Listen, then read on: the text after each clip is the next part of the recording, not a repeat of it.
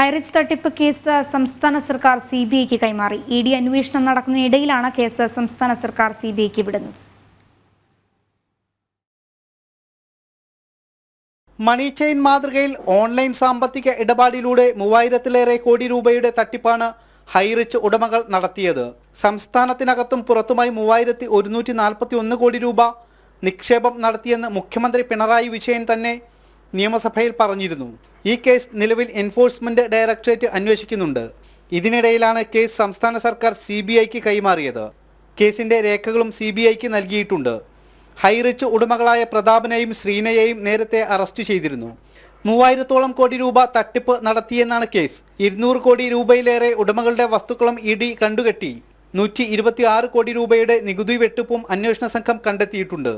Online business എന്ന പേരിൽ വലിയ തുകകൾ വാഗ്ദാനം നൽകിയായിരുന്നു മണി ചെയിൻ മാതൃകയിലെ തട്ടിപ്പ്. ഹവാല ഇടപാടുകൾ, നിയമവിരുദ്ധ ക്രിപ്റ്റോ കറൻസി പുറത്തിറക്കൽ തുടങ്ങിയവ നടന്നതായും ഇഡി കണ്ടെത്തി. അതേസമയം അന്വേഷണം അട്ടിമറിക്കാനുള്ള നീക്കങ്ങൾ ഗ്രൂപ്പ് അംഗങ്ങളുടെ ഭാഗത്തു നിന്നും നടക്കുന്നതായും വിവരമുണ്ട്.